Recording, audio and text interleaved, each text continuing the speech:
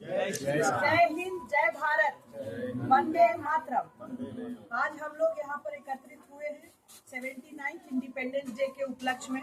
और जैसा कि आप सभी जानते हैं, हमारे देश में अभी एकता की बहुत ज्यादा एक अभी रिक्वायरमेंट है। हम लोगों के बीच भाईचारा और एकता की काफी कमी हो गई है, खास करके हम लोग हिंदू लोगों में।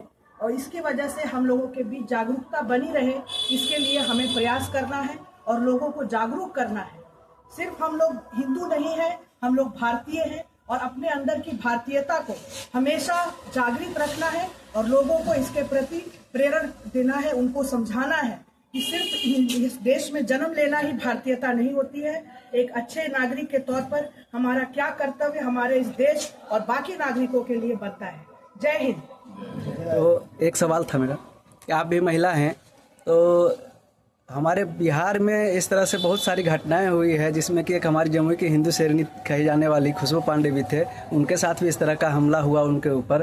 तो इसमें आप महिलाओं के लिए क्या कुछ कहना चाहेंगे, जिसमें कि वो आगे बढ़े और बढ़ चढ़ करके इसमें हिस्सा ले? ये बहुत अच्छा सवाल है और जानकारी के लिए बोलना चाहूंगी कि मेरे भी पास एक बेटी है। तो मैं ये चाहती हूँ कि जो भी माएँ हैं, खास करके जो भी माँ है इस देश में और जिनको भी पुत्री रत्न की प्राप्ति हुई है, उनको बचपन से उस बेटी को उस तरह से उसको नरिश करना है, समझाना है, उसको उस तरह का कहीं के पालन पोषण देना है कि वो शुरू से अपने आप को बहुत स्ट्रांग और बहुत अपने आप को कभी भी किसी लड़के से कम नहीं समझे। और हमेशा एक हम लोगों के जो प्रधानमंत्री मोदी जी भी हमेशा कहते हैं कि इक्वालिटी का भावना हमेशा रहे, कोई किसी से कम नहीं है। अगर आपके अंदर अच्छी सोच है, आप अच्छे से आपका एजुकेशन हुआ है, पढ़ाई हुई है, सोच है आपकी अच्छी, तो आपको कोई नहीं रोक सकता है, अगर आप लड़की हो चाहे लड़का हो।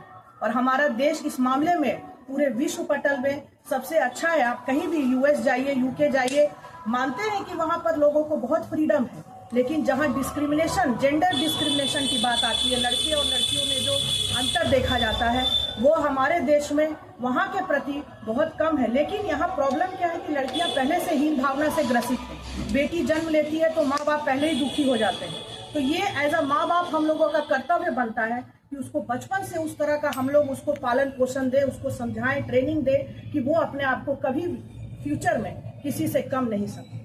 धन्यवाद। चलिए, बहुत बहुत धन्यवाद आपका।